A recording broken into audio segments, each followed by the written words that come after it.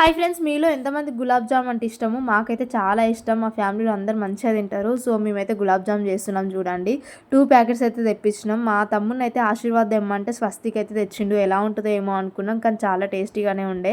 అయితే మనం గులాబ్ జామ్ పౌడర్ తీసుకోవాలి. అందులో పాలు పోసుకుంటూ మంచిగా మిక్స్ చేసుకోవాలండి. పాలతోనే మిక్స్ చేయాలి మొత్తము, వాటర్ అయితే యాడ్ చేయొద్దు. చూడండి, చూపిస్తున్న విధంగా బాల్స్ లాగా అయితే వేసుకోవాలి. చిన్న చిన్న బాల్స్, పెద్దగా చేసినా కూడా ఎక్కువ కాలవు, అంత టేస్టీగా ఉండవు. చూడండి, ఇవైతే మంచిగా అయిపోయినాయి. చూస్తుంటే నోరు ఊరిపోతుంది. ఇంకా మనమైతే ఫస్ట్ షుగర్ సిరప్ అయితే రెడీ చేసుకుందాము. షుగర్ సిరప్కి అయితే కొన్ని వాటర్ యాడ్ చేసుకొని అందులోనైతే ఒక ప్యాకెట్ గులాబ్ జామ్కి 4 టీ కప్స్ అయితే షుగర్ యాడ్ చేసుకోవాలి. మేమైతే 2 ప్యాకెట్స్ కదా, ఎక్కువ క్వాంటిటీ యాడ్ చేసుకున్నాము. సో ఇలాచీ అయితే దంచి పెట్టుకోవాలండి. ఇలాచీ కూడా ఈ మసులుతున్న షుగర్ సిరప్లో అయితే ఇలాచీ వేసుకోవాలి. తర్వాత పాకం అయిన తర్వాత మనం గులాబ్ జామ్స్ అయితే వేసుకోవాలి. చూడండి, చూస్తుంటే నోరు ఊరిపోతుందిగా. కూల్గా తింటే ఇంకా బాగుంటాయి. Bye bye.